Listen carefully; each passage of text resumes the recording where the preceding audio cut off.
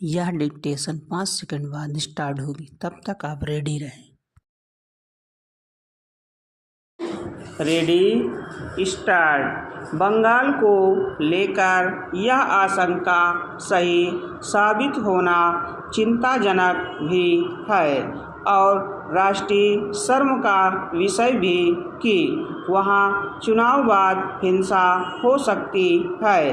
बंगाल में राजनीतिक हिंसा का सिलसिला चुनाव के पहले ही कायम हो गया था।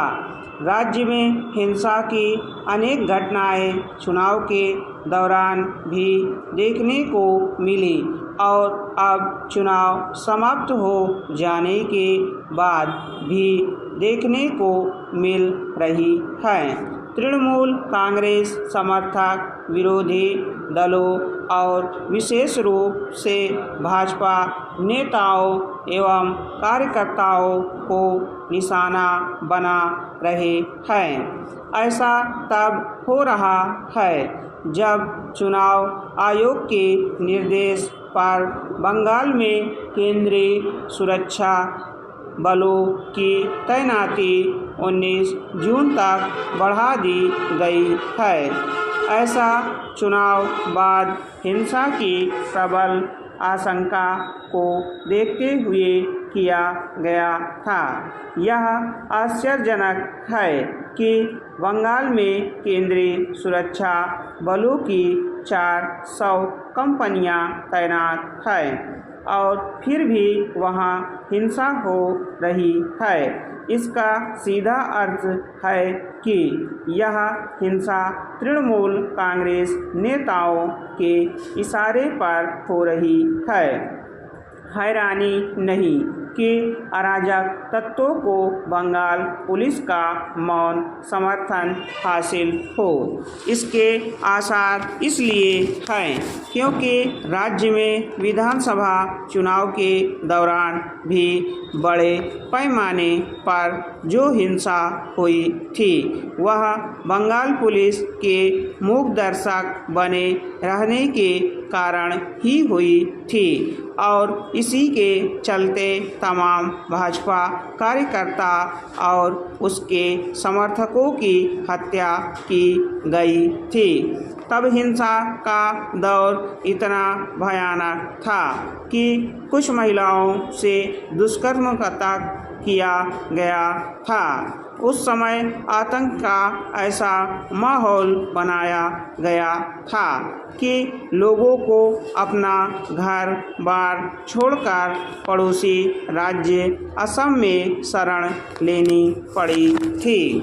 2021 में विधानसभा चुनाव के बाद हुई हिंसा का संज्ञान लेते हुए कलकत्ता उच्च न्यायालय ने सीबीआई को हिंसक घटनाओं की जांच करने को कहा था। इस जांच के दौरान तृणमूल कांग्रेस के अनेक नेताओं को गिरफ्तार किया गया था, लेकिन ऐसा लगता है कि यह कार्रवाई भी तृणमूल कांग्रेस के अराजक तत्वों के दुस्साहस का दमन नहीं कर सकी। इसका प्रमाण 2023 में पंचायत चुनाव के दौरान हुई भीषण गर्मी से मिला था, जिसमें 40 से अधिक लोगों की जान गई थी। इस लोकसभा चुनाव में भी हिंसा के चलते कई लोगों की जान जा चुकी है। यह ठीक है कि चुनाव बाद हिंसा पर कलकत्ता उच्च न्यायालय ने नाराजगी व्यक्त करते हुए यहाँ तक कहा कि यदि राज्य सरकार हिंसा पर लगाम नहीं लगा सकती तो केंद्रीय सुरक्षा बलों को बंगाल में 5 साल तक तैनात करने का आदेश देना पड़ सकता है। उच्च न्यायालय की इस कठोर टिप्पणी के बाद भी ममता सरकार की सेहत पर शायद ही कोई असर पड़े, क्योंकि वह सारा दोष विरोधी दलों पर मढ़ देती है।